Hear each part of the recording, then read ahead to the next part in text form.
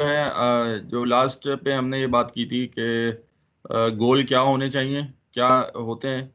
तो हमने ये बात की थी कि गोल जो है that has to be one bottom line. Multiple goal जो है वो सस्टेन नहीं कर सकती ऑर्गेनाइजेशन, क्योंकि कोई भी ऑर्गेनाइजेशन की जो एक्शंस होते हैं इंडिविजुअल्स के और ऑर्गेनाइजेशंस के, तो वो जो है किसी एक गोल पे जाएगा तभी हम कहेंगे कि ये चीज़ सही है या गलत है। तो अगर मल्टीपल गोल्स होंगे तो फिर आपके ऑर्गेनाइजेशन के अंदर कॉन्फ्लिक्ट आ जाएगा कि ये चीज़ सही है, ये चीज़ सही है। तो इसलिए जो है बॉटम लाइन जो है हमने डिसाइड किया था।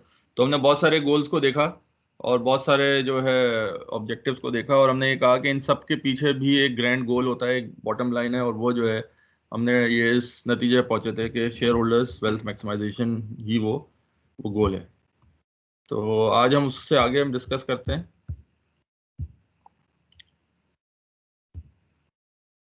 तो ये आपकी स्लाइड आपको नज़र आ रही होगी। तो आज हम जो दूसरा टॉपिक का बात करेंगे वो है एजेंसी रिलेशनशिप। ठीक है ना। एजेंसी रिलेशनशिप का मतलब क्या है कि एजेंसी का मतलब क्या होता है। एजेंसी जो है वो ये होता है कि जब ऑर्गेनाइजेशन का साइज कम होता है तो सोल प्रोप्राइटरशिप के फॉर्म में तो वो जो ओनर होता है वही उसका मैनेजर होता है, वही उसका वो काम कर रहा होता है। लेकिन जब ऑर्गेनाइजेशन बढ़ती है तो ओनर एक हायर करता है एक एम्प्लॉय को, जो उसके बिहाफ पे ऑर्गेनाइजेशन को मैनेज करता है। तो वो एम्प्लॉय जो है वो एजेंट कहलाता है बेसिकली। तो एजेंसीज जो है the relationship between owners managers and creditors, ये इसको हम डिस्कस करेंगे with in the ambit of agency relationship. ठीक है। तो दो तरह के रिलेशनशिप्स इसमें एग्जिस्ट करती हैं, शेयर होल्डर्स की एंड मैनेजर्स की। ठीक है ना। तो एक रिलेशनशिप है मैनेजर्स की और शेयर होल्डर्स की, और दूसरी रिलेशनशिप है ओनर्स या शेयर होल्डर्स और क्रेडिटर्स की। ठीक है। तो हम ये देखते हैं कि इस एजेंसी रिलेशनशिप में क्या कोई कॉन्फ्लिक्ट्स आते हैं। तो पहले तो ये देखना पड़ेगा कि शेयर होल्डर की बॉटम लाइन क्या है, कि what is the share holder क्या चाहते हैं। कोई बताएगा what is the end goal of a share holder. जी वहाब आप कुछ कह रहे हैं। तो शेयर होल्डर्स का तो एंड गोल सर यही होता है कि प्रॉफिट अचीव करना और जो हमारा वो जो डिस्कस किया था शेयर होल्डर्स की वेल्थ मैक्सिमाइजेशन। ठीक है ना। और वो आता है सस्टेनेबल शेयर वैल्यू इंक्रीज करें। सही है। सर मैं थोड़ा सा एक चीज़ मैंने लास्ट टाइम बोली थी, तो ये जो आपने स्लाइड बनाई हुई 34 स्लाइड्स की ना, ये आप जब वीडियो शेयर करें तो अगर पॉसिबल हो सर प्लीज़, अगर तो ये स्लाइड भी शेयर कर लीजिएगा थोड़ा सा। हम ये स्लाइड मैंने आपको आपके ग्रुप पे डली हुई है, मैंने पिछले पे शेयर कर दी थी। आप ऊपर जाएं, कोई अगर उसको लिंक को आगे फॉरवर्ड कर भेज दे, वो ग्रुप पे मैंने स्लाइड शेयर की हुई है। मैं शायद मुझसे मिस हो गई होगी, सॉरी सर। ठीक है सर, ओके। तो देख लेते हैं। तो ये है कि अच्छा, तो शेयर होल्डर्स का जो है वो प्रॉफिट मैक्सिमाइजेशन जो है ना वो एक ऑब्जेक्टिव होता है। मैनेजर का ऑब्जेक्टिव क्या है जी, मैनेजर्स या एम्प्लॉइज आप कह लें, what is the objective of managers. जी कोई बताएगा। आप सब लोग माशाल्लाह मैनेजर्स ही हैं और एम्प्लॉयज हैं। जी Abdul Haseeb. Earn for living, sir. Earn Earn for for- living. हाँ जी अनम क्या कह सर रही हैं। टू गेट सरप्लस क्रिएट करना। क्या क्रिएट करना। सरप्लस। सरप्लस क्रिएट करना। अच्छा, और एनीथिंग एल्स। जी Earn living, sir. Earn a living यानी कि गुजर बसर करना। चलें तो चलें और इसको, और जी वहाब साहब। तो ये मैनेजर का जो ऑब्जेक्टिव होता है वो डिपार्टमेंटल गोल्स को अचीव करना। वो अपनी डिपार्टमेंट के गोल जो होते हैं ना, जो पर्टिकुलर जो सेक्शन के गोल्स हैं वो अचीव करना होता है, ताकि वो ओवरऑल कॉर्पोरेट गोल के अंदर हेल्प करें। अच्छा सही है।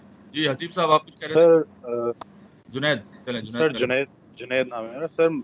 अल्टीमेट गोल मैनेजर्स का भी यही होता है कि वो अपनी अर्निंग्स को मैक्सिमाइज करें, क्योंकि जो भी मैनेजर्स के और एम्प्लॉयज़ के गोल्स होते हैं उनको अचीव करने के बाद अल्टीमेट ऑब्जेक्टिव उनका भी यही होता है कि क्योंकि उनके जो टारगेट्स होते हैं, जो उनके केपीआईज होते हैं, उसकी बेस पे उनके अप्रेजल्स होते हैं, और अप्रेजल्स की बेस पे उनकी जो प्रमोशंस और जो भी उनके इंक्रीमेंट्स होते हैं वो उस पे बेस करते हैं। तो अल्टीमेट गोल्स मैनेजर्स और एम्प्लॉयज का भी यही होता है कि वो अपनी अर्निंग्स को मैक्सिमाइज करें उस ऑर्गेनाइजेशन में। सही, ठीक है। तो अच्छा, बात वही वाली बात आ जाती है कि जैसे वहाब साहब ने बात की कि दे आर डिफरेंट, वो ऑर्गेनाइजेशन के गोल्स को बात करें, तो अल्टीमेटली फिर हमें उसी में जाना पड़ेगा, what is the bottom line, यानी कि वो क्या गोल है जिसकी वजह से मैनेजर उसमें आता है। तो एक तो ये अर्निंग्स, ठीक है। और कोई इसमें ऐड करेगा? पहला गोल चले हम ये कर लेते हैं कि बॉटम लाइन, क्योंकि अगर हम ये कहते हैं अर्निंग, अगर कोई अगर हम ये कहते हैं वही वाली बात के, अगर आप कहते हैं कि भाई आप ऑर्गेनाइजेशन का ऑब्जेक्टिव को अचीव करें, ये गोल है, तो अगर कोई बंदा कहे कि आप फ्री में काम कर लो और ये काम करोगे, तो वो नहीं करेगा ना बेसिकली। वो इसलिए वो गोल बनेगा क्योंकि वो उसकी जॉब है बेसिकली, और अर्न कर रहा है, और अर्न का मतलब यही है कि फिर वो उसके अगेंस्ट दे रिक्वायर रेन्यूमरेशन। जी अब्दुल अहद, आप कुछ कह रहे थे? ये सर मैं ये कह रहा था कि आई थिंक गोल्स वाली जो बात है ना वो पहले आएगी, क्योंकि कुछ ऑर्गेनाइजेशन जैसे नॉन प्रॉफिट होती हैं या वेलफेयर ऑर्गेनाइजेशंस हैं, तो उसमें तो ये प्रॉफिट वाली चीज इम्प्लाई नहीं करेगी सर। नहीं, मैं उसकी बात नहीं कर रहा हूँ ऑर्गेनाइजेशन की, मैं एम्प्लॉय की बात कर रहा हूँ। वो जो एम्प्लॉई उस ऑर्गेनाइजेशन में काम करता है, उसका क्या मकसद है? मैं सर उसमें हाँ, सर क्या उसमें भी क्या अगर नॉन प्रॉफिट ऑर्गेनाइजेशन है तो उसमें एम्प्लॉय नॉन प्रॉफिट काम करेगा बगैर तनख्वाह के? उसमें कंपैरेटिवली जैसे सिटीजन फाउंडेशन है सर, इसकी अगर आप एग्जांपल लें तो कंपैरेटिवली जो दूसरी ऑर्गेनाइजेशंस हैं उसके हिसाब से तो सैलरी से कम ही होती हैं। अच्छा, सही है। चले, हम तो बात कर रहे हैं एक कंप्लीट प्रॉफिट मेकिंग एंटिटी की ना। जी आबिद, आप कुछ कह रहे थे, ऐड करें? सर बेसिकली एम्प्लॉय का गोल तो यही होता है कि अपनी ऑर्गेनाइजेशन और अपनी प्रोग्रेस उसको होती है सर, मेन तो यही होता है। मेन तो यही होता है, सही। सो अगर एक ऑर्गेनाइजेशन है प्रॉफिट मेकिंग, जी अब्दुल वहाब साहब। सर ये इसके अंदर ये है कि एम्प्लॉय को मोटिवेट करना, कि उसको एम्प्लॉय को बताना कि उसके जो पर्टिकुलर पर्सनल गोल्स है ना वो अचीव हो रहे हैं इन पर्टिकुलर टारगेट को मीट करने से। तो ये हाँ, एक्चुअली मतलब कहने का मकसद ये है कि वो जो पर्सनल गोल है वो सुप्रीम है बेसिकली, और जो बाकी चीजें हैं वो उस वजह से अचीव हो रही हैं क्योंकि उसका पर्सनल गोल अचीव हो रहा है। यही आप कह रहे हैं? Exactly sir. यही कह रहा था कि एक्चुअली वो आपको मैनेजमेंट यही करनी होती है एज ए मैनेजर, कि उसको उसके पर्सनल गोल को प्राइम रखना होता है और आपको उसके साथ में अपने डिपार्टमेंटल और कॉर्पोरेट गोल्स अचीव करने होते हैं एज ए मैनेजर।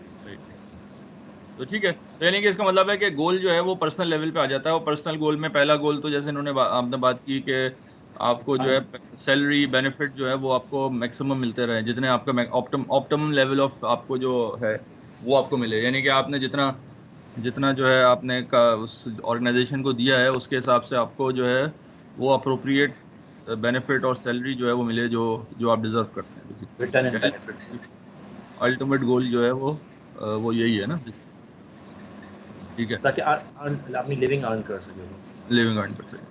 तो बेसिकली एम्प्लॉय जो है उसका गोल जो है वो ऑर्गेनाइजेशन से नहीं है, उसका एक पर्सनल गोल है बेसिकली, जो क्योंकि एम्प्लॉय जो है वो अपनी एक सर्विस दे रहा है बेसिकली।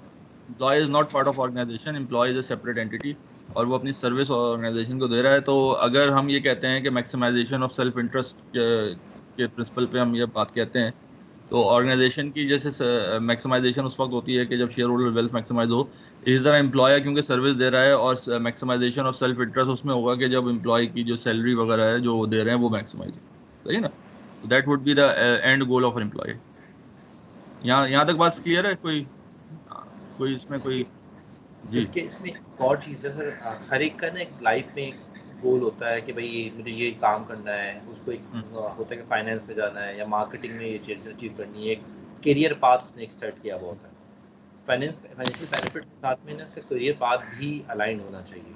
अगर समझो कि हम एक पर्टिकुलर मार्केटिंग वाले बंदे को फाइनेंस में बिठा दें या फाइनेंस वाले बंदे को प्रोक्योरमेंट में बिठा दें, तो उसका वो मोटिवेशन लेवल नहीं रहेगा। मतलब मैं जो पहले कह रहा था ना कि मैनेजर को ये भी देखना होता है कि उसका मोटिवेशन लेवल है कि नहीं है। अगर मोटिवेशन नहीं होगा, क्योंकि उसका करियर पाथ जो दूसरा साइड है वो कवर नहीं हो रहा होगा, खाली फाइनेंशियल बेनिफिट नहीं है, इसके साथ में उसका वो करियर तो पाथ है मैं जो हाँ, लाइफ में चल अचीव मैं करना है। इसको मैं ये कहूँ कि फाइनेंशियल भी है, और इसके अलावा जो है आपका काइंड ऑफ वर्क जो आप कर रहे हैं वो आपके पर्सनल इंटरेस्ट से अलाई करता है। यानी मैं कहता हूँ एंजॉय योर वर्क, तो वो एंजॉयमेंट है, वो हाँ, वो सेटिस्फेक्शन है। जो आपके काम की है, जिसमें आपका इंटरेस्ट है। तो सर ये मैस्लो की थ्योरी लगा लेना सर, वो जो पहले जी। बेसिक पूरी हो जाएगी, फिर सोशलाइजेशन और करते करते करते तो वो बहरहाल वो self ये जो मैस्लो की जो थ्योरी है ना, ये वेल्थ ओरिएंटेड थ्योरी है। तो क्योंकि आपकी वेल्थ बढ़ती रहेगी तो आपके नीड्स बढ़ती रहेंगी बेसिकली। हाँ, वो क्योंकि देखिए ऊपर इसमें लेवल सारी पे वो यानी इसमें सेल्फ जो सारी जो थ्योरी जो है ना, ये गरीब बंदा जो है ना वो सेल्फ एस्टीम नहीं पहुंच सकता मैस्लो के हिसाब से। हमारे हिसाब से तो शायद पहुंच जाए, लेकिन मैस्लो के हिसाब से ये गरीब बंदा जो है वो सेल्फ एस्टीम के लेवल तक शायद ना पहुंच सके, क्योंकि उसके लिए आपको वेल्थ चाहिए, उसके लिए आपको पावर चाहिए, इन्फ्लुएंस चाहिए, हमारे सोशल, इस्लाम नहीं कहते ये। ठीक है ना। तो वो एक वेल्थ ओरिएंटेड थ्योरी है, वो बात सही है।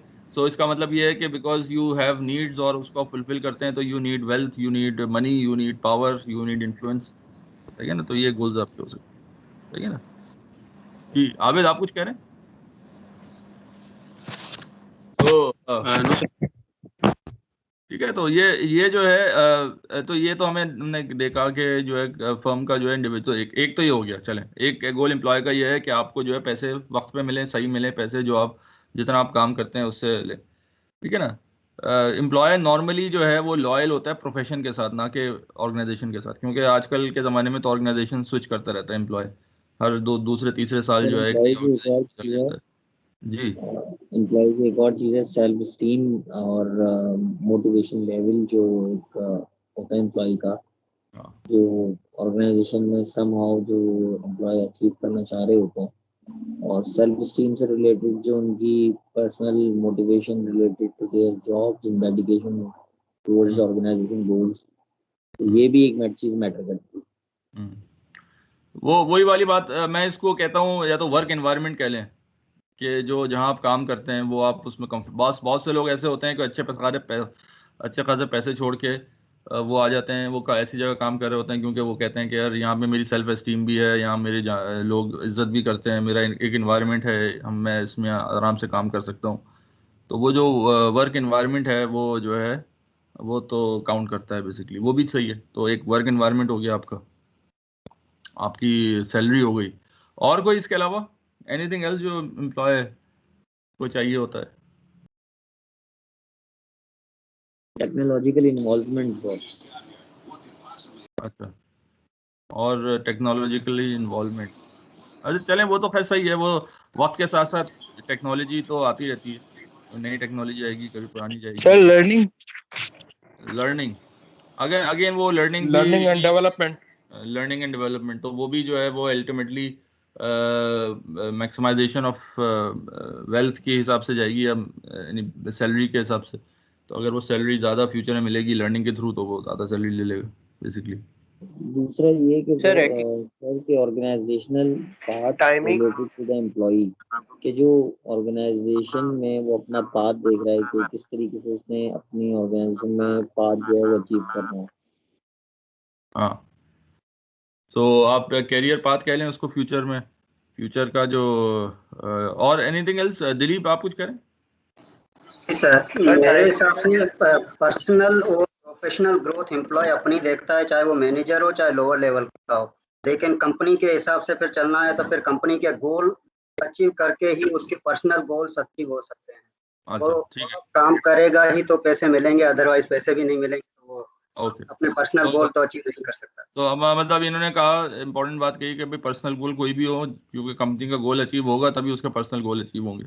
तो ये बात ही बेकार है कि मैनेजर का कोई गोल अलग से जो है उसका सवाल उठता है, क्योंकि अगर वो फर्म का गोल अचीव नहीं करेगा तो उसको पैसे नहीं मिलेंगे, उसका पर्सनल गोल। तो ये they are completely aligned basically, ये इनका बेसिकली ये है दिलीप का, सही है।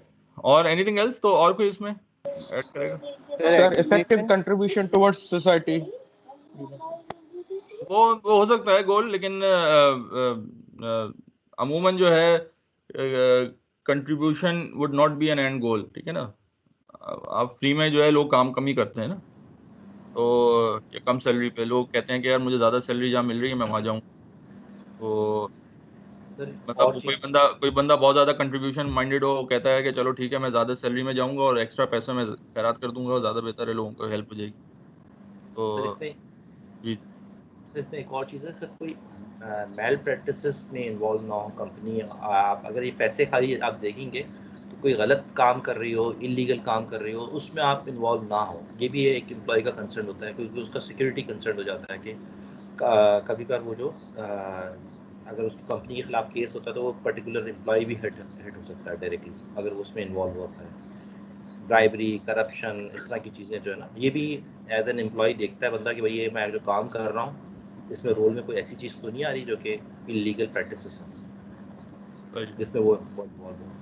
अगेन वो इनलीगल प्रैक्टिसेस जो है, अगर आपको थ्रेट के फॉर्म में, आपकी सैलरी के फॉर्म में, या उसकी आपकी जॉब सिक्योरिटी के फॉर्म में आए तो फिर वो उसको वेट देता है। अगर ऐसी प्रैक्टिस में नहीं है तो वो ये भी एक चीज़ होती है कि वो इलीगल प्रैक्टिसेस को जो है वो एक्चुअली हम वो बात कह रहे हैं कि दे आर डिफरेंट गोल्स, लेकिन what would be the and bottom line क्या है। तो बॉटम लाइन तक पहुंचने के लिए जो है वो अमूमन जो है ये समझ में आता है कि एक तो सैलरी, और एक और चीज़ है जो आप लोगों ने शायद मिस कर दी, वो है जॉब सिक्योरिटी। तो ये भी बड़ा इंपॉर्टेंट होता है कि एक तो मुझे पैसे अच्छे मिलें, और जो मुझे पैसे मिल रहे हैं वो मुझे सिक्योरिटी हो कि यार ये जो है ना मुझे आगे तक जो है ना मुझे मिलते रहे। तो ये दो दो बेसिक जो है ना इंसान के गोल होते हैं अगर पर्सनल लेवल पे देखा जाए। और बाकी अब कुछ लोग जो हैं इन्वायरमेंट के लिए कुछ पैसे में कॉम्प्रोमाइज़ कर देते हैं, या जॉब सिक्योरिटी में कॉम्प्रोमाइज़ कर देते हैं।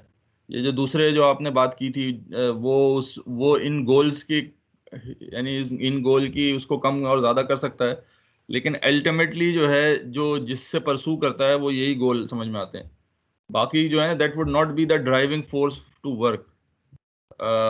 या तो बहुत बड़ा इंसान है जिसके पास पैसा ही पैसा है, और उसने कहा कि नहीं यार मैं अपनी ज़िंदगी वक्फ करना चाहता हूँ और मैं फ्री में काम करूँगा, तो उसका गोल तो फिर वो हो गया अपना सोसाइटी, ठीक है ना। या मुझे ऑर्गेनाइजेशन बहुत पसंद है, इतनी मुझे पसंद है कि मैं जो हूँ ना इसमें मैं बगैर सैलरी का काम करूँगा, तो वो गोल हो जाएगा कि ऑर्गेनाइजेशन को आप वैल्यू करें और ये सब। लेकिन अमूमन जो ऐसा नहीं होता। अमूमन इंसान जो है अपने पैसे के लिए और जॉब सिक्योरिटी के लिए काम करता है, और इसके अंदर कमी या बेशी जो है ना वो ये हो जाती है कि यार कोई बंदा दो पैसे छोड़ के, मैं कहता हूँ यार ये वर्क इन्वायरमेंट अच्छा है, यहाँ पे जो है मेरी सेल्फ एस्टीम है, ये सब है, तो मैं जो ना 4 लाख की बजाय मैं 3 लाख पे आ जाऊँगा, ये हो सकता है। लेकिन अल्टीमेटली जो है वो जो एंड गोल है वो एक तो बेनिफिट है सैलरीज के फॉर्म में, या जो आपको बेनिफिट मिलते हैं वो, और दूसरा जो इम्पोर्टेंट चीज़ है वो है सिक्योरिटी, कि जो भी आपको मिल रहा है आपके पास सिक्योरिटी हो कि you will not B for going that thing ना। तो मेरा ख्याल से ये दो चीज़ें जो है इंपॉर्टेंट होती हैं। अच्छा, अब जैसे उन्होंने बात की कि एक ऑर्गेनाइजेशन का गोल है और एक इंडिविजुअल का, तो क्या इसके अंदर कोई कॉन्फ्लिक्ट नज़र आता है कि सैलरीज सिक्योरिटी और इंडिविजुअल चाहता है जो मैनेजर है, जो एज अ एजेंट हायर किया ऑर्गेनाइजेशन ने, और एक ऑर्गेनाइजेशन है वो कहते हैं शेयर होल्डर्स वेल्थ मैक्सिमाइजेशन। तो अगर तो कोई कॉन्फ्लिक्ट नहीं होगा तो there will be a smooth functioning, कि भाई मैनेजर और ओनर्स जो हैं वो आराम से फंक्शन करेंगे। दिलीप ने जैसे बात की कि जो है ये कोई प्रॉब्लम नहीं है, क्योंकि अगर वो मैनेजर जो है वो ओनर के गोल पे नहीं आएगा तो वो ओनर उसको फायर कर देगा, और वो आपके ऑटोमेटिकली गोल अलाइन हो जाएंगे। तो क्या ये वाकई में ऐसा है, या ये कि जो है इसके अंदर कोई कॉन्फ्लिक्ट आ सकता है? जी अब्दुल वहाब साहब। सर इसके अंदर एक कॉन्फ्लिक्ट है कि जितनी जितनी सैलरीज एंड बेनिफिट बढ़ेंगे उतना मैक्सिमाइजेशन और शेयर होल्डर वेल्थ कम होता जाएगा, until unless there is a positive return of an employ. मतलब अगर वो बेनिफिट ज़्यादा दे रहा हो और जितनी वो कॉस्ट कर रहा हो उससे नहीं, अगर तो एक ऑर्गेनाइजेशन लॉस में जा रही है तो वो सैलरी और बेनिफिट क्यों बढ़ाएगी एम्प्लॉय? हाँ, वो सैलरी बेनिफिट नहीं बढ़ाएगी, लेकिन फिर भी अगर लॉस में जा रही है तो उसको इतनी सैलरी देना भी मुश्किल होगा जो दे रही है, तो उसके लिए तो ये कॉन्फ्लिक्टिंग इंटरेस्ट हो जाएगा। लेकिन अगर कोई ऊपर जा रही है तो वो ये देखेगी ये एम्प्लॉय मुझे कितना कमा के दे रहा है, इसके होने से मुझे सेवट 5 लाख का बेनिफिट हो रहा है, लेकिन मैं इसको 3 लाख रुपए दे रहा हूँ, तो नेट बेनिफिट मुझे 2 लाख रुपए का हो रहा है। तो ये ऑर्गेनाइजेशन का गोल तब अलाइन होगा जब उसका इनपुट आउटपुट रेशियो जो है वो पॉजिटिव होगा ऑर्गेनाइजेशन के लिए। और जॉब सिक्योरिटी जहाँ तक बात है वो तो कंपनी की एग्जिस्टेंस, एम्प्लॉय की जॉब सिक्योरिटी दोनों अलाइंड है, ये दोनों गोल्स के अंदर। सही। तो बेसिकली आप ये कहते हैं इतना बड़ा कोई प्रॉब्लम कॉन्फ्लिक्ट नहीं होगा कि कंपनी एग्जिस्ट करेगी, कंपनी अच्छा परफॉर्म करेगी तो जॉब सिक्योर भी होगी। बिल्कुल 100% बात सही है। और दूसरा ये कि कंपनी के गोल बेहतर होंगे, कंपनी अच्छा परफॉर्म करेगी तो लोगों की सैलरी भी अच्छी बढ़ेगी, तो इस वजह से मैनेजर जो है वो कंपनी को बेहतर परफॉर्म कराएगा बेसिकली। ठीक है ना? तो जी दिलीप। सर ये वाइस वर्सा है कि अगर कंपनी अच्छी जा रही है, अगर एम्प्लॉय के बेनिफिट्स देख रही है तो एम्प्लॉय भी उस हिसाब से दिल से काम करेगा। अगर एम्प्लॉय के बेनिफिट्स ही नहीं देख रही तो एम्प्लॉय या तो वो काम करेगा लेकिन उस हिसाब से नहीं करेगा, फिर छोड़ने की या फिर दूसरी जॉब देखने की ट्राई करेगा। तो कंपनी अगर एम्प्लॉयज के मतलब देखती है, भलाई का काम देखती है, तो फिर वो उस हिसाब से एम्प्लॉय काम करता है। सही। और दूसरी चीज ये कि कभी कभी ऐसा होता है कि कंपनी बोलती है भाई काम निकालो, एम्प्लॉय को नहीं देखती, तो फिर एम्प्लॉय है ना उसमें नेगेटिविटी में चला जाता है, फिर वो छोड़ता है कंपनी इस हिसाब से। असल में बात यह है कि जैसे बहुत सारी कंपनीज हैं, अमेजोन की फॉर एग्जांपल ले लेते हैं। अमेजोन जो है बहुत एम्प्लॉय इन्वायरमेंट के हिसाब से बड़ी हार्श कंपनी है। वो जो है बड़ा आपको प्रेशर में रखती है, लेकिन पैसे भी अच्छे देती है। तो वो जो है आपसे जो है 3 गुना काम कराती है और आपको 4 गुना पैसे देती है। तो अगर आपको आप अगर एम्प्लॉय कंपनी के लिए बहुत ज़्यादा प्रोडक्टिव हो, तो आपको और अच्छे पैसे मिल रहे हैं, तो एम्प्लॉय प्रेशर में भी कभी कभी काम कर लेते हैं जस्ट बिकॉज कि उसको पैसा अच्छा मिल रहा है। ठीक है ना? तो वर्क इन्वायरमेंट और ये सारी चीज़ें में भी वो अगर वो असल में उस पैसे के अगेंस्ट नाप रहा होता है कि वो जो मुझे एक्स्ट्रा पैसा मिल रहा है क्या ये उससे इक्विवेलेंट है कि जो मुझे एक्स्ट्रा प्रेशर लेना पड़ता है। तो अगर उससे ज़्यादा पैसे दे रहे हैं तो वो मेरे ख्याल से खुशी खुशी काम करेगा। फराज आप कुछ कह रहे हैं? जी सर, यही कह रहा था कि बेसिकली जो है वो इंडिविजुअल गोल को मायने नहीं रखते, अल्टीमेटली डिपार्टमेंटल गोल और आखिर में ऑर्गेनाइजेशन गोल ही मायने रखता है। उसकी वजह ये है कि जो एम्प्लॉय और ऑर्गेनाइजेशन के दरमियान जो रिलेशन है वो इमोशनल बेस्ड नहीं है, वो इंटरेस्ट बेस्ड है। क्योंकि एम्प्लॉय जो ऑर्गेनाइजेशन है वो अपनी जगह सेल्फिश है, उसको हम्म। क्रिएट मैक्सिमाइजेशन चाहिए और हम्म। जो है उसको प्रॉफिट चाहिए। और इन हम्म। अगेंस्ट जो है वो एम्प्लॉय जो है वो अपनी जगह सेल्फिश है, उसको चाहिए सेल्फ स्टीम चाहिए, जॉब सिक्योरिटी चाहिए सही। और जो है अपनी यानी कि यही सारी चीज़ें चाहिए। तो हम्म। बेसिकली ये दोनों जो है वाइस वर्सा हैं, ये दोनों एक दूसरे के लिए वो अपनी जगह काम कर रही है, यानी कि इंटरलिंक तो हैं ये चीज़ें, लेकिन जो है अपनी अपनी जगह पे। और इन दी एंड जो गोल जो है वो ऑर्गेनाइजेशनल गोल ही मायने रखता है, इंडिविजुअल गोल को मायने नहीं रखता। हर चीज़ें इसी से वाबस्ता है। अगर आपका तो आप ऑर्गेनाइजेशनल ये कह गोल रहे हैं कि अचीव ऑर्गेनाइजेशन जो हमें कॉन्फ्लिक्ट नहीं आएगा क्योंकि वो ऑर्गेनाइजेशन गोल, अगर कोई एम्प्लॉय उस गोल पे नहीं है तो वो ऑर्गेनाइजेशन हटा सकती है। तो जी सर, एक यानी कि गोल ऑर्गेनाइजेशन ही है और वो उसमें कोई कॉन्फ्लिक्ट नहीं है, ये है। जी सर। अच्छा जी। अहद अहद साहब, अहद जुबैरी। यस सर, इसमें लेकिन बहुत सी दफ़ा ऐसा भी तो होता है ना कि जैसे सैलरी इटसेल्फ कम है but based on the individuals performance उसको रिवॉर्ड किया जाता है। जैसे सेल्स वगैरह में ज़्यादातर ये होता है कि आपकी सैलरी ज़्यादा नहीं है but based on your performance अगर आप अपना टारगेट अचीव करेंगे तो आपको बोनसेस यानी उसके हिसाब से मिलेगा, कमीशन आपको उसके हिसाब से मिलेगा। फिर उसी में रिकग्निशन इंक्लूड हो जाती है, जैसे एम्प्लॉय ऑफ द मंथ आपको दे दिया या आपको जो भी है आपने टारगेट अचीव किया आपको कहीं ट्रिप पे भेज दिया। ऐसा ये चीज़ें भी तो होती हैं सर। ये चीज़ मैंने कहा ना, सैलरी एंड बेनिफिट मिला के हमने बात की थी। तो ये जो सैलरी जो है just one part of the benefit ना, तो जो एम्प्लॉय जो बेनिफिट कंपनी दे रही है, मॉनेटरी हो या नॉन मॉनेटरी हो, वो बेनिफिट जो है वो उसमें कंप्लीट उसमें आ जाते हैं, तो बेनिफिट ज़्यादा मिले बेसिकली। Okay sir. ठीक है। और कोई जी फराज, फराज आप कुछ कह रहे हैं? अच्छा सर मैं एक चीज़ हाँ जी बात मैं एक चीज़ बोलूँगा सर, हम एक नॉर्मल ऑर्गेनाइजेशन की बात कर रहे हैं या फिर जो ग्रेट ऑर्गेनाइजेशन की बात कर रहे हैं, यहाँ पे थोड़ी सी मैं डिफरेंस करूँगा। क्योंकि आपने एक किताब पढ़ी हो सुनी हो, गुड टू ग्रेट करके एक किताब है।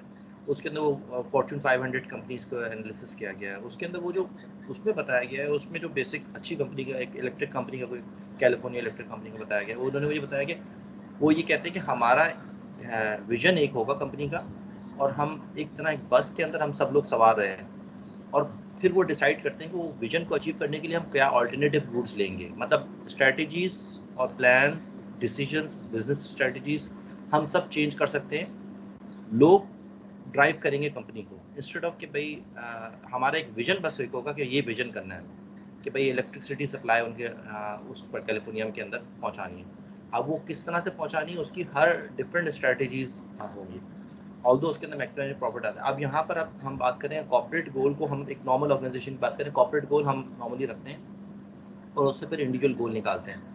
लेकिन जो फॉर्च्यून 500 कंपनी जो है और बेस्ट कंपनीज है उनके अंदर, वो कंपनी ये कहती हैं कि भाई लोग ड्राइव करेंगे, क्योंकि ऑर्गेनाइजेशन इन इटसेल्फ कुछ नहीं है, वो लोगों से ऑर्गेनाइजेशन है। तो वो अच्छी कंपनीज तो इस तरह सोचती हैं, जो कि बोलती हैं कि लोग बताएंगे कि चलना कैसे है, सिर्फ एक विजन दे देता है ओनर के, भाई ये यहाँ विजन पहुँचना है, we have to achieve this thing, और बाकी सारी स्ट्रेटेजीज, प्लान, बिजनेसेस कौन सी लाइन रखनी है, कौन सी ऑफ करनी है।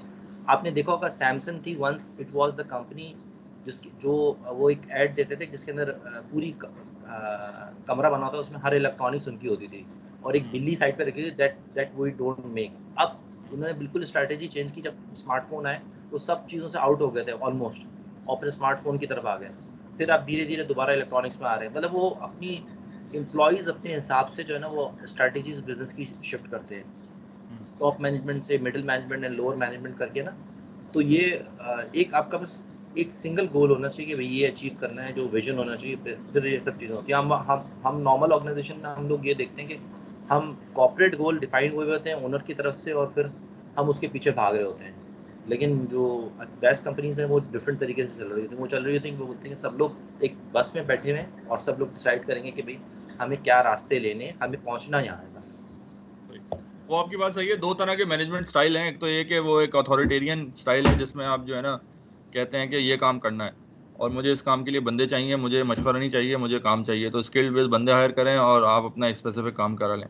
और एक आपका दूसरा स्टाइल है जिसके अंदर ये कहते हैं कि भाई जो है ना, क्योंकि एम्प्लॉय जो है उस पर छोड़ दिया जाए, हम बेसिक चीज़ें आपको बता दें कि भाई हमें जो है ना कंपनी का साइज़ बढ़ाना है, प्रॉफिट मैक्सिमाइज करना है। ये वो विजन नहीं होता, ये कोई कंपनी कहती नहीं है, लेकिन ये हमने एंड गोल हमने निकाल लिया था, ठीक है ना। ये हमने पिछली डिस्कशन पे, ये कोई कंपनी कहेगी नहीं सर प्रॉफिट मैक्सिमाइज, सही है ना। मैं इसमें एक चीज़ थोड़ी सी ऐड करना चाहूँगा कि आजकल जैसे कि हमारे पास जितनी टेक्नोलॉजिकल एडवांसमेंट्स हो रही हैं कंपनी से रिलेटेड, या बहुत सारे हमारे जो प्रोसेसेस हैं या बहुत सारे हमारी कंपनी गोल्स हैं, तो वो ऑटोमेशन की तरफ डेवलप होते जा रहे हैं as per the technological environment. जैसे कि आप दुनिया में हमारे पास जो एडवांसमेंट हो रही है, एक हमारे पास एक एलन मस्क जो हमारे पास अभी स्पेस एक्स का मिशन परफॉर्म कर रहा है और उसकी जो टेस्ला कंपनी भी साथ में रन कर रहा है।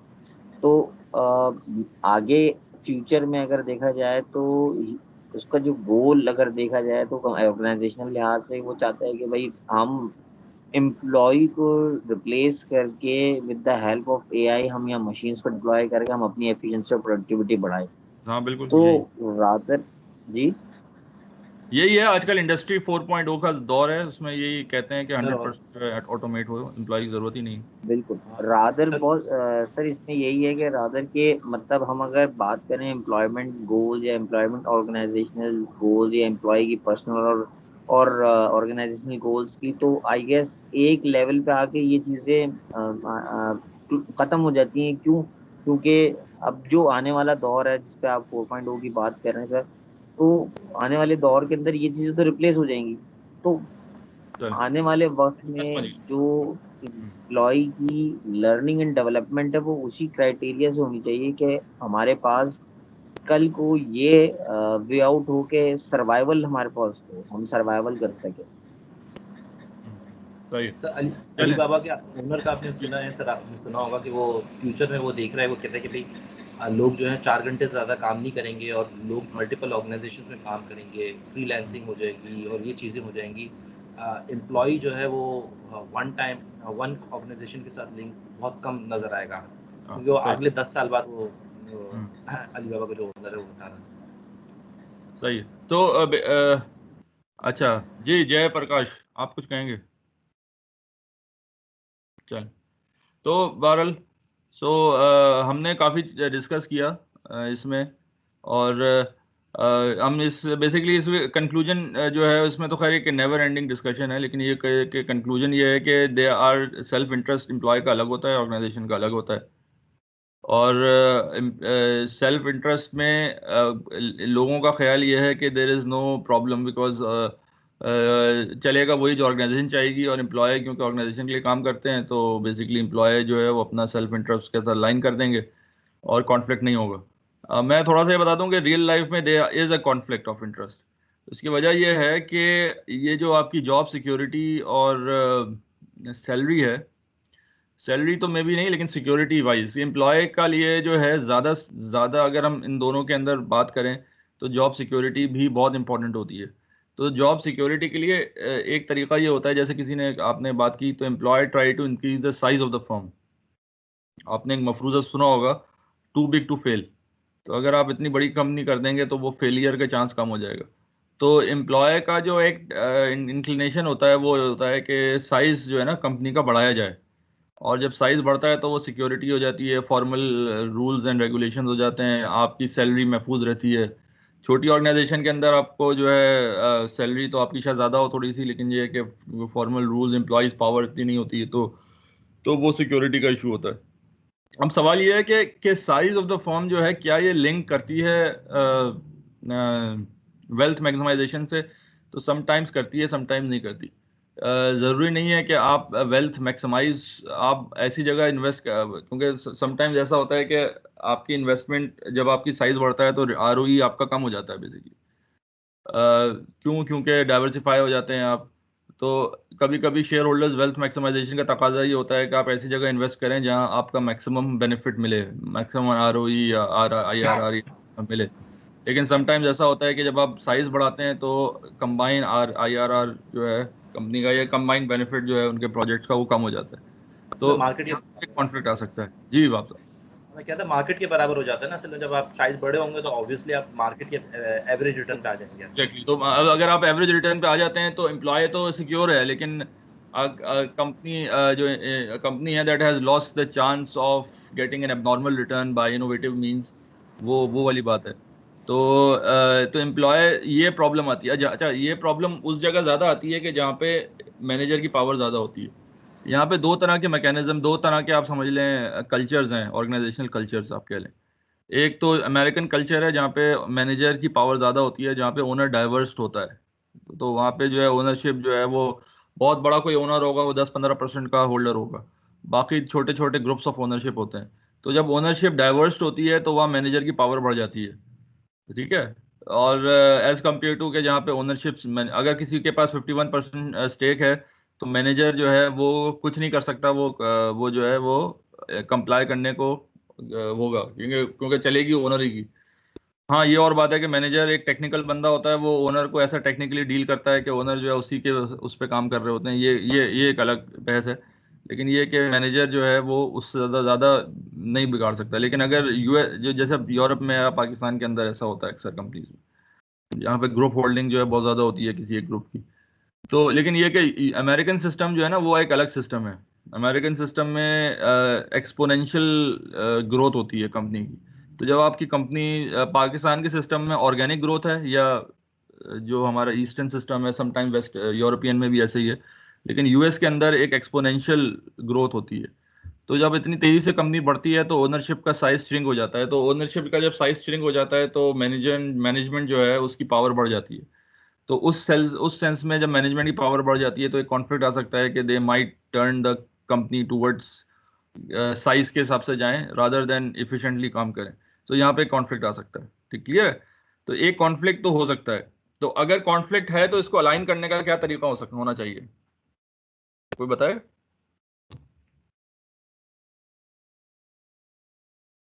एक तरीका तो ये हो सकता है, हाँ मैं बता, अगर तो नहीं, मैं कह रहा हूँ कि अगर तो देयर इज अ कॉन्फ्लिक्ट, ठीक है, तो मैनेजमेंट अपना सोच रहे हैं, ओनर्स अपना सोच रहे हैं, तो पहला अगर कॉन्फ्लिक्ट होगा तो पहले तो हम डिसाइड करते हैं कि किसका गोल चलेगा। तो वो आप सबने डिसाइड कर लिया कि ऑर्गेनाइजेशन का गोल ही चलेगा basically. So manager should work for the organisational गोल।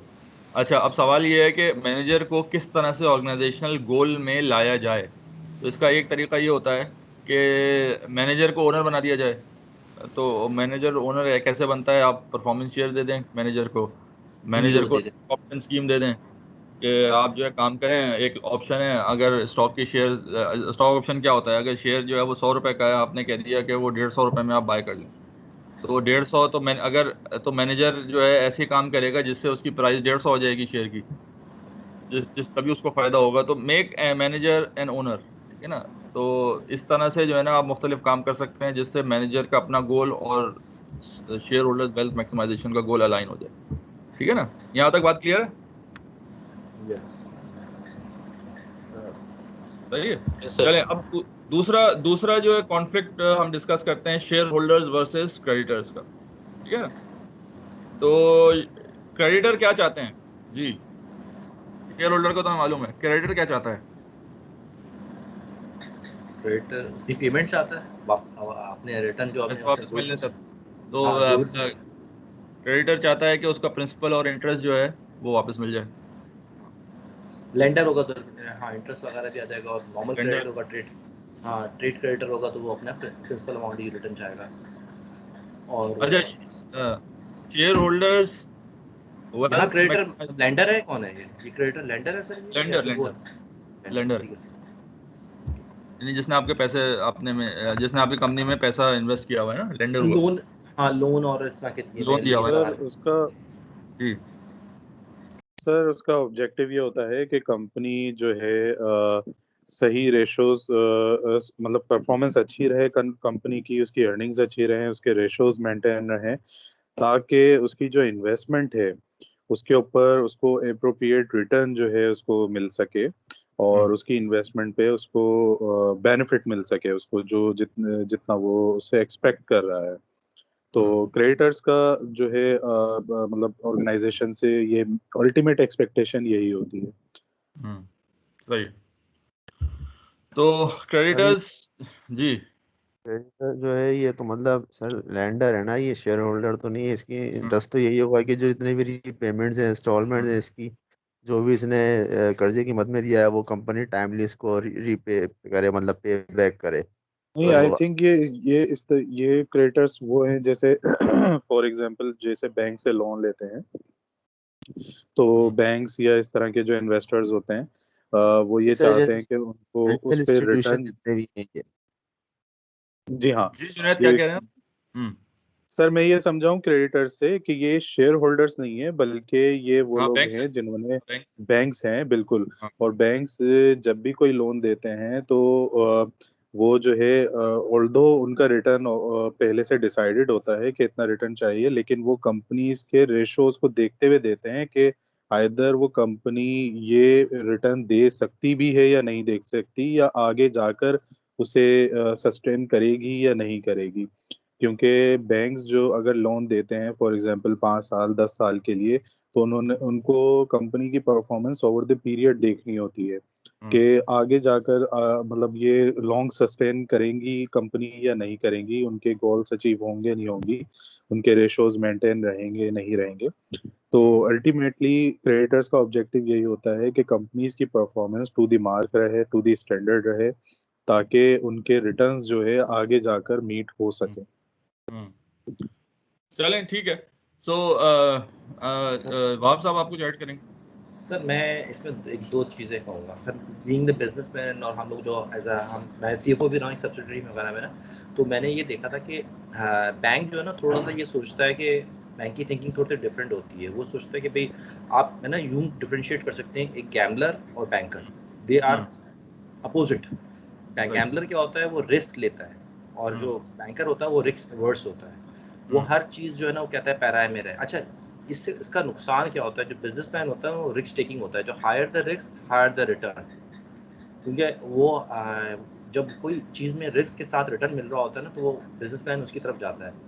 तो अगर आपको प्रॉफिट मैक्सिमाइजेशन करनी है तो आपको रिस्क लेने पड़ते हैं, रिस्क लेने पड़ते हैं, और रिस्क लेके आपको प्रॉफिट मैक्सिमाइजेशन की तरफ जाना पड़ता है। छोटे से कैपिटल से भी आप बहुत ज़्यादा इनकम अर्न कर सकते हैं। लेकिन जैसे ही आप बोरिंग की तरफ जाते हैं ना, तो बैंक आपको ये चीज़ों पे हाथ पैर आपके बांध देता है। जैसा पाकिस्तान में आप देखो तो अगर वो IMF है या वर्ल्ड बैंक है, वो बहुत सारी चीज़ों में आपके ऊपर कॉन्स्टेंट्स लगाता है।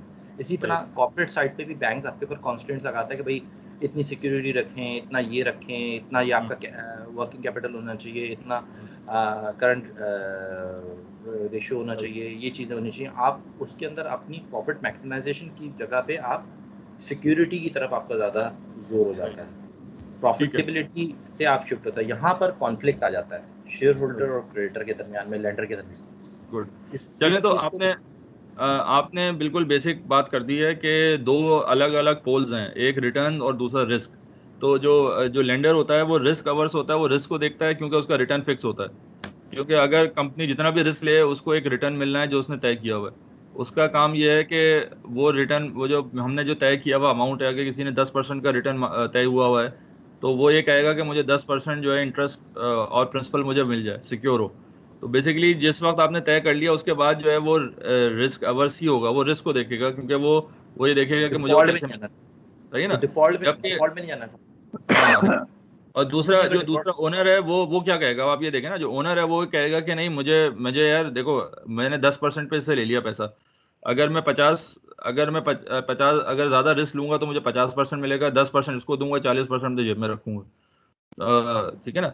तो ओनर हमेशा ये कहेगा यार मैंने तो क्योंकि इससे पैसा ले लिया है, so let me try to invest in a more risky avenue, ताकि जो है ना मुझे जितना एक्स्ट्रा बेनिफिट हो वो मुझे मिल जाए, क्योंकि इसका रिटर्न तो फिक्स है। सही है ना? तो ओनर तो ये देखेगा। अब आप ये देखें कि दो सूरतें हो सकती हैं, यानी कि जब रिस्क ज़्यादा बढ़ता है तो चांस ऑफ डिफॉल्ट भी ज़्यादा हो जाता है। तो अगर डिफॉल्ट होता है तो ओनर का भी नुकसान है और क्रेडिटर का भी नुकसान है। अगर डिफॉल्ट नहीं होता और वो उसमें कामयाब हो जाता है तो ओनर अपनी जेब में 40% रखेगा और 10% जो है वो क्रेडिटर को देगा। तो अब हुआ ये कि नेचुरली इंक्लिनेशन होगी ओनर्स को कि भाई आप ऐसी जगह पे इन्वेस्ट करें जहाँ पे उसका रिटर्न ज़्यादा हो और रिस्क ज़्यादा हो। तो रिस्क और रिटर्न दो दो अलग अलग चीज़ें हैं। क्रेडिटर रिस्क को देख रहा होता है, ओनर्स को रिटर्न को देख रहा होता है। तो यहाँ एक बहुत बड़ा कॉन्फ्लिक्ट आ जाता है इंटरेस्ट का। क्लियर है ये? और कोई इसमें सेकंड करेगा या इसमें कोई और चीज़, कोई और बात करे इसमें? ठीक है। सो बेसिक बेसिक जो है कॉन्फ्लिक्ट ये है। अच्छा, how to remove that conflict? एक तरीका तो ये होता है जैसे इन्होंने बात की है, वापस आपने बात की है, कि आप जो है ना क्रेडिटर्स जो है ना वो चेक्स अपने बड़े स्ट्रांग रखे। जो कोवेनेंट्स होते हैं या रूल्स एंड रेगुलेशन होते हैं गवर्निंग के, जिस पे आपने लोन दिया होता है, तो उस पर वो आप ऐसी शिक्कें डाल रहे होते हैं कि जिससे जो है वो ओनर जो है वो कंट्रोल में रहे। फॉर एग्जांपल आप ये कह सकते हैं कि आप जो है डिविडेंड उस वक्त तक आप पे नहीं करेंगे जब तक कि आप इसका जो है ये काम ना कर लें, या ये कि आप जो है मुख्तलिफ आप कोवेनेंट्स डाल सकते हैं जिससे आपके ओनर्स के बेनिफिट पे नुकसान हो। और या ये कि आप इतने रिस्कीनेस प्रोजेक्ट में आप इन्वेस्ट नहीं करेंगे, तो you can have a control. ठीक है? तो जो लेंडर है वो ये चाहता है कि इसको कंट्रोल करें। इसकी एग्जांपल जैसे है, मैं आपको जैसे एक कॉमन सी आप सबको समझ में आएगी। जैसे जब पाकिस्तान पैसा लेने जाता है आईएमएफ के पास, तो आईएमएफ ने तो पैसा दे दिया, ठीक है, अब पाकिस्तान कहे कि भाई अब मेरे पास तो ये पैसा है अभी है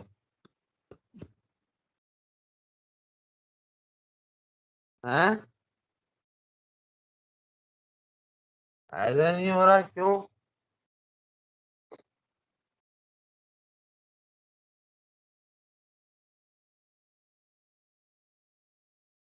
बस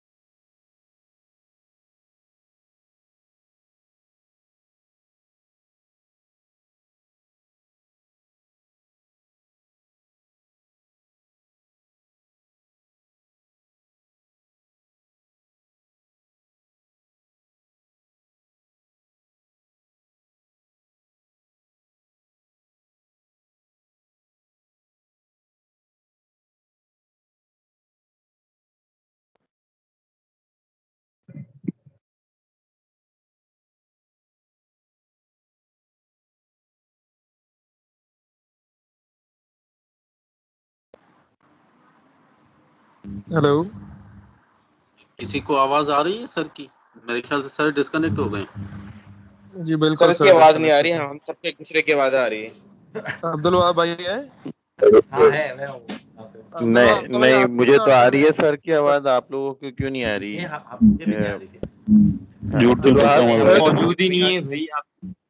अब्दुल अब्दुल वहाब वहाब सर, भाई are you आप ही there? कंटिन्यू करें। मैं क्या कंटिन्यू करूं सर, आए अब्दुल वहाब सर, आप are you there? Yes sir. I am hearing him. हाँ sir share Wahab, holder, are you there? आप बताएं शेयर होल्डर क्रेडिटर में समझे आप लोग? भाई कैसे? यस सर, सर जी सॉरी, वो इंटरनेट का इशू आ गया था।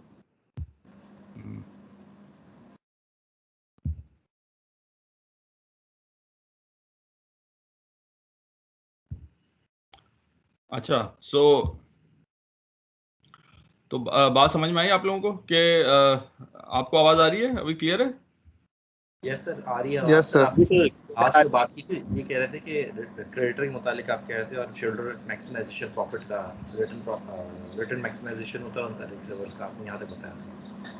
तो अब ये है कि हाउ टू, तो एक तो तरीका ये होता है क्रेडिटर्स और शेयर होल्डर्स का कि वो जो है क्रेडिटर जो है वो ऑर्गेनाइजेशन के अंदर वो रख ले, जो है माइक्रो मैनेज कर रहे होते हैं ऑर्गेनाइजेशन में, अपनी मेक श्योर करते हैं कि उनका इंटरेस्ट को तहफ़्फ़ुज़ मिले। वो ऐसे कोवेनेंट्स डाल सकते हैं बॉन्ड्स के अंदर ऐसी, या आपके लोन के अंदर ऐसी कंडीशंस डाल सकते हैं कि जिससे शेयर होल्डर जो है वो एक्सेस रिस्क टेकिंग ना करे। तो ये बहुत सारी चीज़ें हो सकती हैं जिससे ये कॉन्फ्लिक्ट रिजॉल्व हो सकता है। खैर बताने का मकसद ये है कि they are clear conflict by both parties, by management versus owners भी है और शेयर होल्डर्स वर्सेस क्रेडिटर्स भी है। Share holder versus owners, share holder versus manager, और शेयर होल्डर्स वर्सेस ओनर्स का भी है, सही है ना?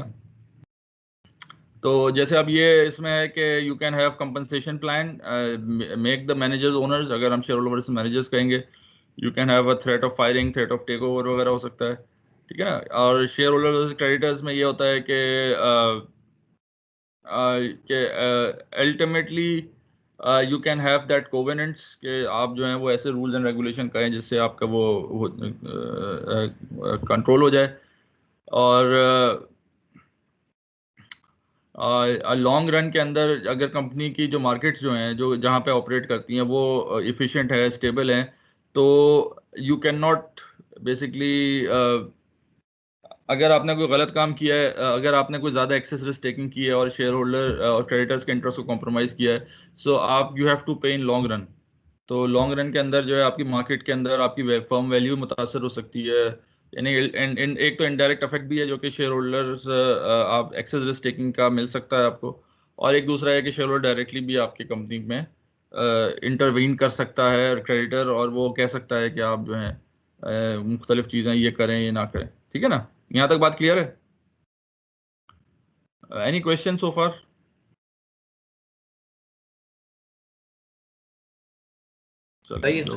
सर अक्सर ये भी होता है कि अगर बैंक्स की तरफ से, क्रेडिटर्स की तरफ से इन्वेस्टमेंट ज्यादा होती है तो वो अपना डायरेक्टर भी नॉमिनेट कर देते हैं बाज़ दफा। डायरेक्टर भी नॉमिनेट कर, यस बिल्कुल, चीजों को कंट्रोल करने के लिए, देखने के लिए, मॉनिटर करने के लिए डायरेक्टर भी होता है। बिल्कुल बिल्कुल यही है।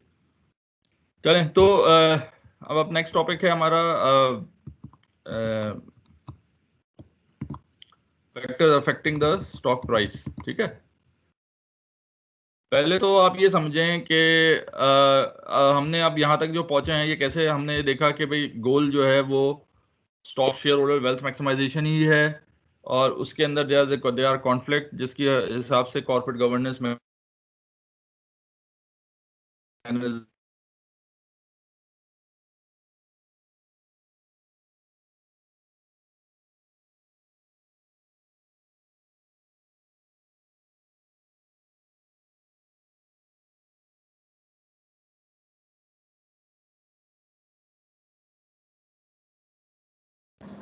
और लोगों को आवाज आ रही है सर की?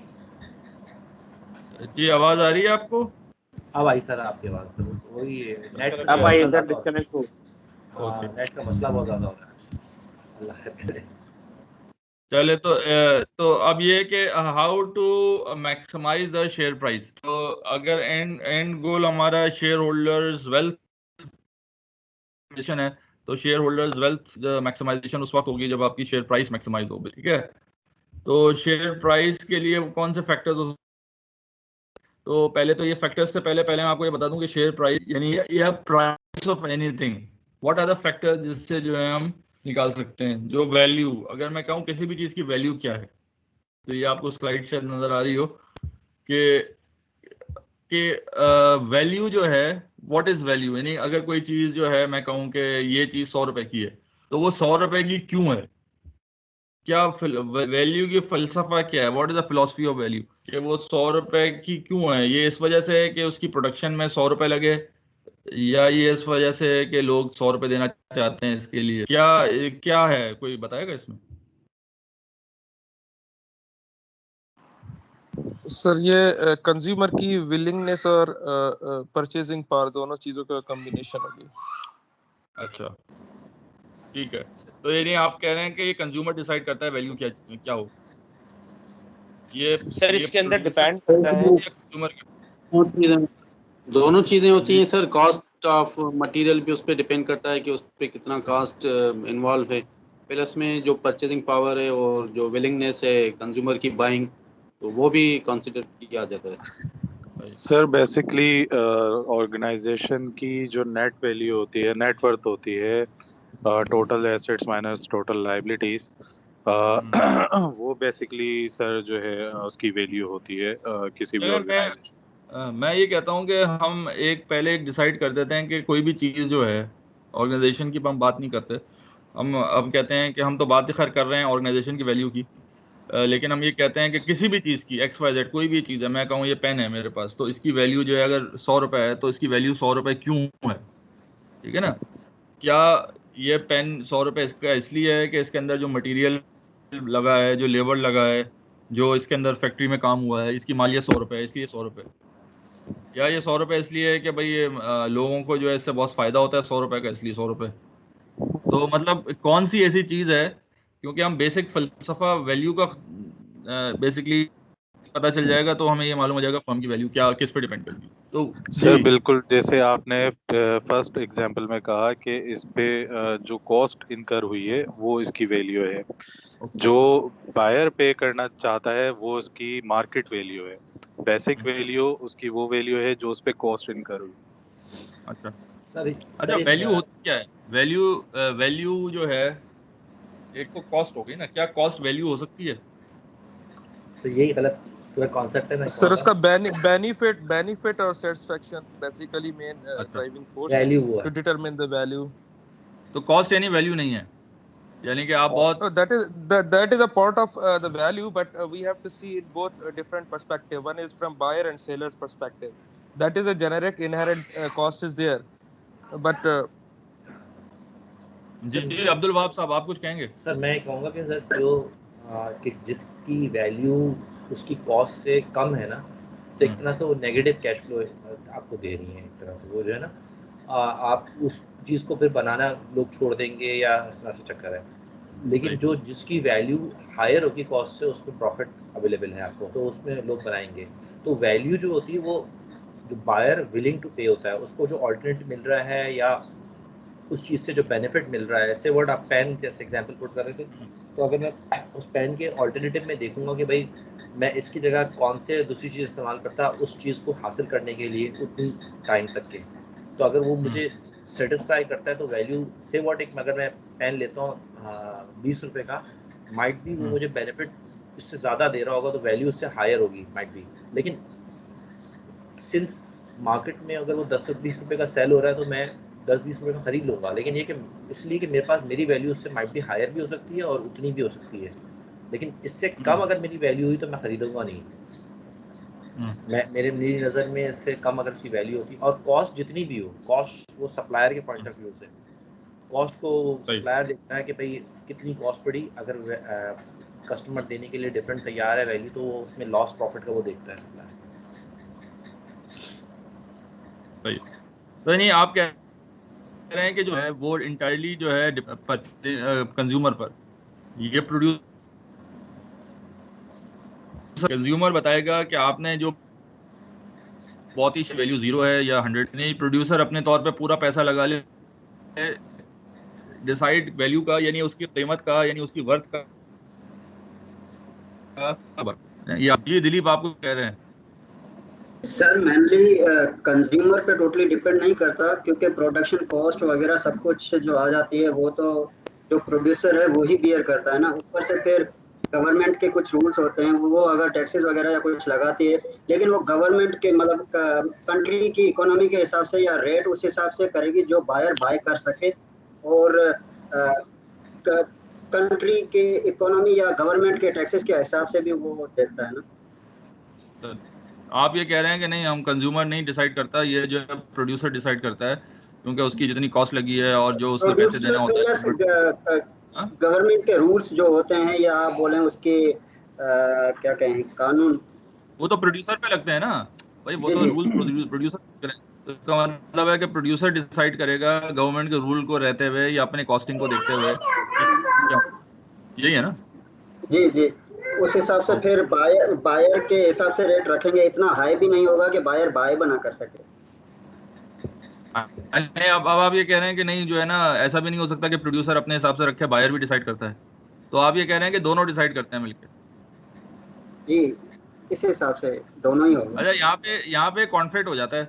अगर कोई बंदा कहे कि बायर और सेलर मिलके, वो तो बात सही है कि वो जारी बात है, लेकिन अल्टीमेटली अगर चलती किसकी है? फॉर एग्जांपल, अगर हम ये कहें कि यार प्रोड्यूसर ने एक चीज़ बनाई है, उसमें 1000 रुपये का खर्चा आया है, तो वो कहेगा यार मैं जो 1200 में मैं बेचने को तैयार हूँ, तो मेरे लिए तो जायज़ है, 200 रुपये जायज़ मुनाफा तो मेरे लिए ठीक है। बायर कहेगा यार मुझे तो इसकी ज़रूरत ही नहीं है, वर्थलेस चीज़ है, मैं जो हूँ ना इसके अगेंस्ट जो है, मैं 500 रुपये में चाइना से एक इम्पोर्टेड चीज़ मिल रही है, मैं वो ले लेता हूँ। तो अब डिसाइड कौन करेगा कि भाई आपकी वैल्यू जो आपने 1500 रुपये लगा के बनाया है, उसकी एक्सल वैल्यू क्या है?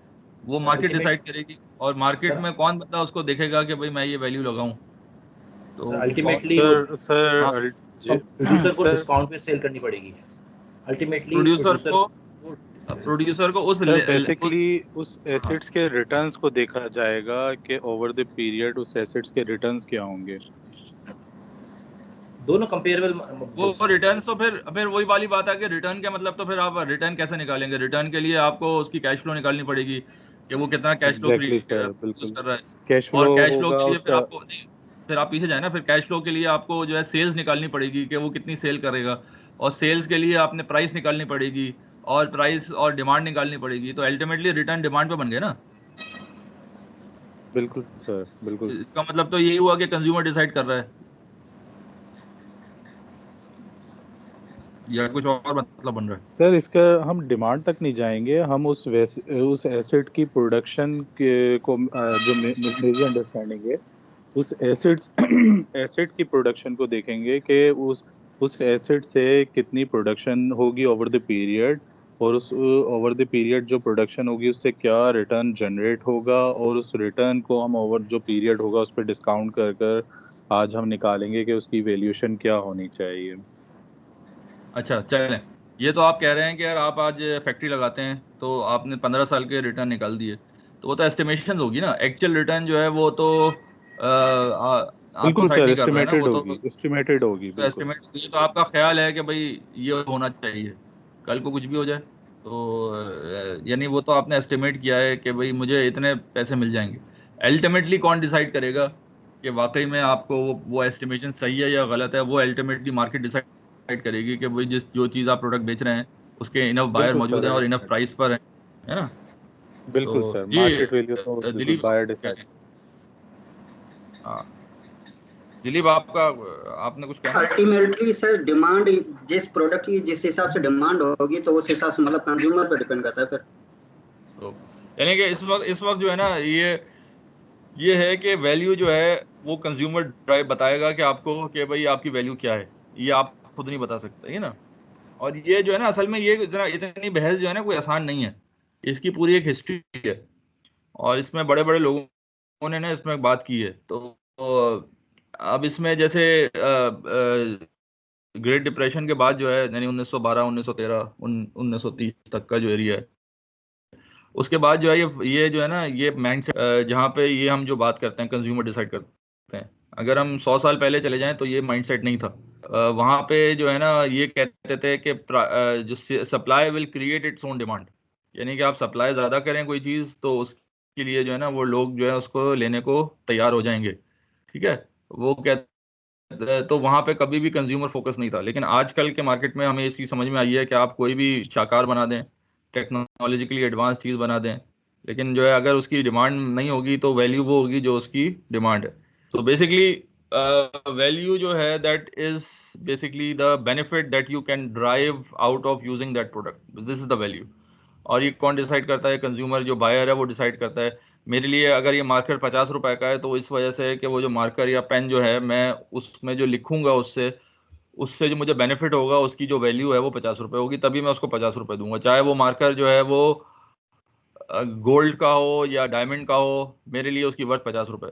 अगर कोई बंदा उसकी वर्थ जो है कुछ और, कोई साइकोलॉजिकल एसोसिएशन है, तो वो ज़्यादा पैसे दे सकता है। तो जो बेनिफिट कंज्यूमर को मिल रहा है या उसके बायर को मिल रहा है, वो बेनिफिट जो है वो ड्राइव करेगा कि उसकी वैल्यू क्या है। यहाँ तक बात समझ में आ गई? तो थ्योरी ऑफ वैल्यू जो है वो यही है कि value, the value of anything is the present value of all the future expected benefit that you can drive out of using that basically. ठीक है ना? It is entirely consumer driven, demand driven basically benefits. यहाँ तक बात समझ में आ गई? तो आप एक मार्कर को बहुत ही ज़्यादा महंगा भी बना लेंगे, लेकिन अगर उसकी बेनिफिट नहीं होगा तो लोग वो लेंगे नहीं, तो उसकी वैल्यू। और इसी तरह इकोनॉमी में स्ट्रक्चरल चेंज आता है कि जिनका बेनिफिट खत्म हो जाता है वो चीज़ें जो हैं वो बननी बंद हो जाती हैं। तो वो इसलिए बननी बंद हो जाती हैं कि वो उसमें प्राइस ज़्यादा होती है, कॉस्ट ज़्यादा होती है, प्राइस कम होती है, लॉस होता है, तो वो बनाना बंद कर देता है। तो बड़ी बड़ी अच्छी टेक्नोलॉजीज ख़त्म हो जाती हैं क्योंकि जो है ना उसकी मार्केट में डिमांड नहीं है। और इवन ख़राब टेक्नोलॉजीज मार्केट में फिर भी रहती हैं क्योंकि उसका इकोसिस्टम और डिमांड बनी हुई होती है। तो ये हमने ये देखा कि ये जो है ना कंज्यूमर डिसाइड करते हैं बेसिकली। यहाँ तक बात समझ में आ गई? क्लियर है? कोई सवाल? Any questions? नो सर, बिल्कुल सही है। सही है। तो अब इसमें देख लें बेसिक वैल्यूएशन मॉडल, ये आपको नज़र आ रहा होगा। इसके अंदर जो है value is basically depend upon, basically हमने एक बात की कि the value is the present, किसी भी चीज़ की value is the present value of all the future expected benefit. तो फर्म पे अगर इसको अप्लाई करेंगे तो the value of the firm is the present value of all the future expected cash flows, क्योंकि फर्म के अंदर जो बेनिफिट आपको मिलता है वो कैश फ्लो की फॉर्म में मिलता है। इसको अगर मैथमेटिकली लिखेंगे तो इस तरह लिखेंगे कि आपका CF1, CF2, CF3 से लेकर इन्फिनिटी तक के जो कैश फ्लोज हैं उसको आप एक खास रेट पे डिस्काउंट करेंगे उसकी प्रेजेंट वैल्यू को लाने के लिए। तो all that the present value of all the future expected cash flows जो है ना वो उसकी वैल्यू निकलेगी बेसिकली। ठीक है? तो मैथमेटिकली जो है ये है। तो बेसिक वैल्यूएशन मॉडल वो ये है, this is basically theory of everything, theory of valuation. तो अगर आपको ये मालूम हो जाता है, हमने ये कहते हैं, तो ये आपको मालूम हो जाएगा कोई भी चीज़ की जब आपको वैल्यू निकालनी है, उसकी कीमत क्या है, उसकी वर्थ क्या है, तो आपको ये देखना पड़ेगा कि उसका बेनिफिट क्या है और आने वाले सालों में उसका कितना बेनिफिट मिलेगा, और उसको आप डिस्काउंट करेंगे खास रेट से, तो you arrive at the value. यहाँ तक बात समझ में आई? क्लियर है? ये इक्वेशन के बिल्कुल अंदर कोई सर, प्रॉब्लम? मुझे क्लियर है। सही। अच्छा, तो अब सवाल ये है कि ये वैल्यू में क्या क्या चीज़ ड्राइव करेगी, यानी कि कौन सी चीज़, कौन से फैक्टर जो है इस वैल्यू को ड्राइव करेंगे। तो अगर इक्वेशन आपको समझ में आ जाती है तो आपको मालूम हो जाएगा कि यहाँ पे दो चीज़ें हैं, कैश फ्लोज और डिस्काउंट रेट। ये दो चीज़ें जो हैं डिपेंड करेगी आपकी वैल्यू। अगर डिस्काउंट रेट बढ़ जाता है तो क्या होगा, present value of cash flow कम हो जाएगी, तो आपकी वैल्यू कम हो जाएगी। कैश फ्लो बढ़ जाती है तो value, present value of cash flow ज़्यादा हो जाएगी, तो वैल्यू ज़्यादा हो जाएगी। तो बेसिकली जो डिसाइडिंग फैक्टर है वो एक्चुअली दोनों चीज़ें हैं, cash flows and discount rate. अब आप ये समझ लें कि what are the factors that affect this cash flows and discount rate, वो हम देख लेते हैं। तो factors that affect stock price या वैल्यू, ठीक है ना, उसमें क्या आता है projected cash flows of the share holders, कि आपने जो कैश फ्लोज जो आपने प्रोजेक्ट किए हैं उसकी अमाउंट जो है वो वैल्यू पे डिपेंड करेगा। ठीक है ना, जैसे मैंने आपको बताया CF1 क्या है, CF2 क्या है। दूसरा timing of the cash flows, कि वो टाइम कहाँ पे आ रहा है वो वैल्यू पे डिपेंड करेगा। अगर आपने प्रोजेक्शन 10 साल बाद की हुई है तो उसकी वैल्यू कुछ और होगी, या 1 साल बाद की हुई उसकी वैल्यू कुछ और होगी। ठीक है ना, तो टाइमिंग डिपेंड करेगा। और तीसरा रिस्कीनेस ऑफ कैश फ्लोज, कि वो कैश फ्लो जो है वो कितनी रिस्की है। दैट मीन्स कि वो जो आपने कैश फ्लो एस्टिमेट किया है कितने % चांस है कि ये वही एक्चुअली में आए जितना एस्टिमेट किया है। जैसे मैंने आपको बताया, जब कंपनी को शुरू होती है, प्रोजेक्ट लगता है, तो लोग कहते हैं कि यार जो है ना इसका जो है मैं जो उसमें फुल जो है इतना कमाऊंगा, मैं 15 साल के कैश फ्लोज बना लूंगा, लेकिन एक्चुअली तो वो होगा जो मार्केट डिसाइड करेगी। तो कितना % चांस है। अच्छा, रिस्कीनेस क्या होती है ये थोड़ा सा समझ लें। There is a difference between uncertainty and risk. कोई बताएगा इसका कोई फर्क? सर मैं Sir, uncertainty, unknown, risk is actually calculated.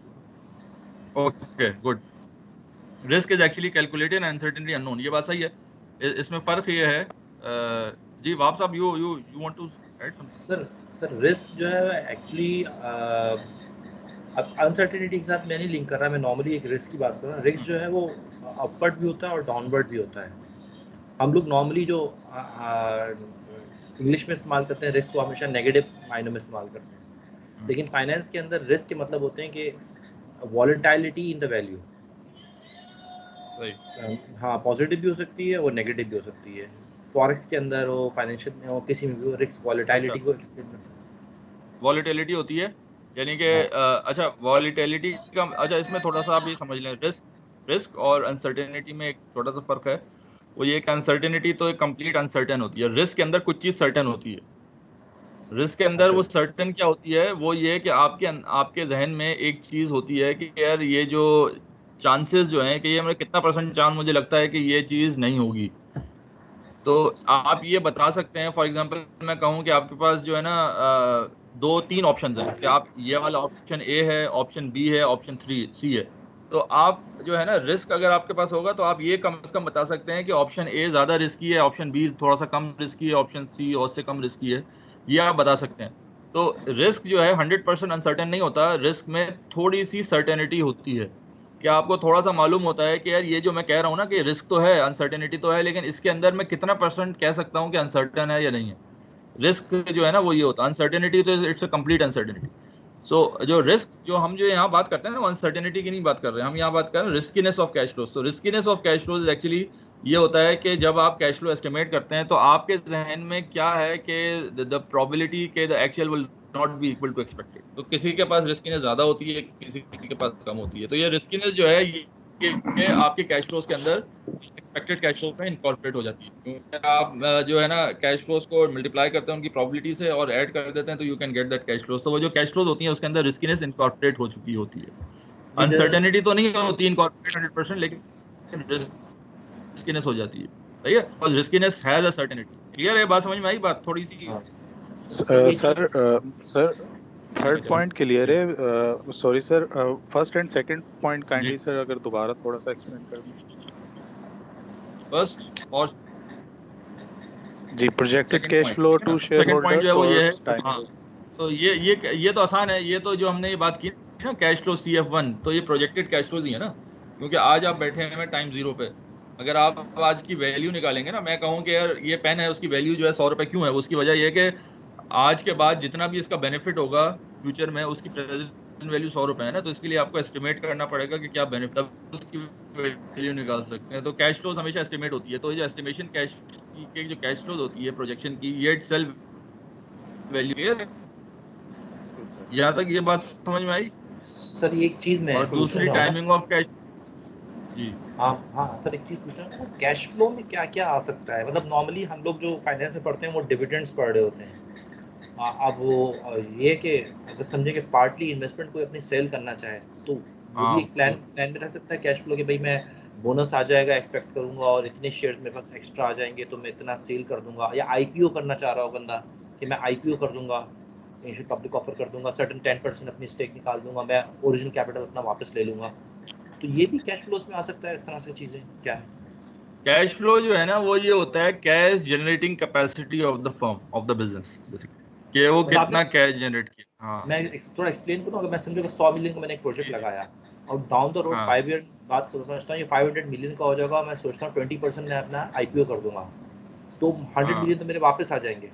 तो मेरे पास जो नहीं वो देखें, अगर आपने आईपीओ से पैसे लिए तो वो कैश फ्लो में शामिल नहीं है ना, क्योंकि वो कैश बिजनेस ने तो नहीं जनरेट किया, वो तो आपने फाइनेंसिंग ली है ना, वो तो आपने बिजनेस में डाला।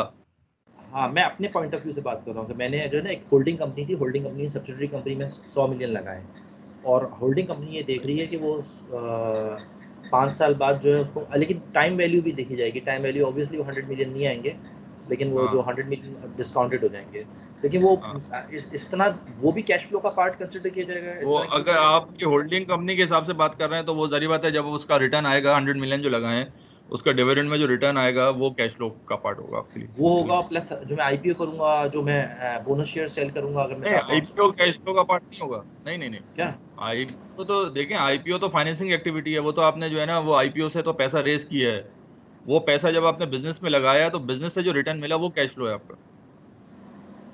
ठीक है, समझ में आ रही है? हाँ सर, ये प्रोजेक्ट का पैसा मिला, लेकिन मेरे लिए जो इन्वेस्टमेंट शेयर्स है, आईपीओ से तो पैसा, इन्वेस्टमेंट और कैश फ्लो अलग अलग चीजें हैं।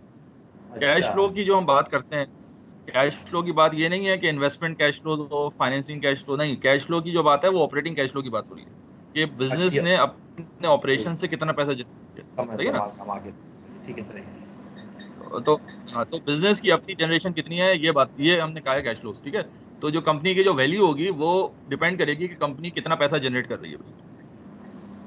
सही है ना? आगे ठीक है जी सर। सेकंड पॉइंट तो जी जी टाइमिंग ऑफ कैश फ्लो पूछ रहे सर। टाइमिंग का, हाँ टाइमिंग का मतलब ये है कि जैसे आपने कहा कि CF1 है, CF2 है, CF3 है, तो जो टाइमिंग है ना कि आपने एक तो कैश फ्लो आ रहे हैं आपके पास नहीं आ रहे, वो डिपेंड करेगा वैल्यू पे। और दूसरा ये कि वो कैश फ्लो कब आ रहे हैं। अगर 10 साल बाद कोई कैश फ्लो आ रहा है तो उसकी आज की वैल्यू डिफरेंट होगी ना, आज का कैश फ्लो की वैल्यू डिफरेंट होगी। तो इसको कहते हैं टाइमिंग, यानी टाइम वैल्यू ऑफ मनी का कॉन्सेप्ट। सही है ना? Okay sir, okay. तो ये फैक्टर्स होते हैं स्टॉक प्राइस में। अच्छा, factors that affect the level and riskiness of cash flow हमने आप डिस्कस कर दिया। इन्वेस्टमेंट डिसीजंस होंगे, फाइनेंसिंग डिसीजन होंगे, डिविडेंड पॉलिसी डिसीजंस होंगे, ये कैश फ्लोज की रिस्कीनेस पे अफेक्ट करेंगे। And they may be external environments as well. यहाँ तक बात समझ में आ गई? क्लियर है? तो अच्छा, तो हमारा जो जो बेसिक टॉपिक था वो हमने कवर कर लिया है, यानी कि जो हमारा जो फ्रेमवर्क जो बन रहा था जिसमें हमने डिस्कस किया बेसिक जो फिलॉसफी है इस पूरे कोर्स को पढ़ने का मकसद, जो फलसफा है वो क्या है, वो 2-3 चीज़ें हमने डिस्कस कर दी। फर्म के बारे में डिस्कस कर दिया, फर्म की फिलॉसफी क्या है वो डिस्कस कर दिया, फर्म के गोल्स, इंडिविजुअल फिलॉसफी क्या है, और फिर वैल्यू क्या है, वैल्यू के फलसफा। तो हमने जो है ना एक थियोरेटिकल या फिलोसॉफिकल या कॉन्सेप्चुअल एक हमने अंडरस्टैंडिंग की कि ये जो हमारा फाइनेंस का कोर्स है, आगे जो है ना इसकी इम्प्लीमेंटेशन होती है, कुछ टेक्निकलिटीज होती हैं। ठीक है ना? तो ये जो चैप्टर नंबर 1 है इसके अंदर 2-3 मॉड्यूल्स हैं बेसिकली। तो पहला मॉड्यूल ये था जो बेसिक इंट्रोडक्शन थी। अब हम डिस्कस करेंगे मार्केट्स के बारे में, ये मार्केट्स क्या होती हैं, और types of financial institutions and markets, और देन इंटरेस्ट रेट्स। तो ये चीज़ें हम डिस्कस करेंगे। सो हम ये करते हैं कि ये टॉपिक तो यहाँ कंप्लीट हो जाता है। ठीक है ना? अब ये जो नया टॉपिक जो है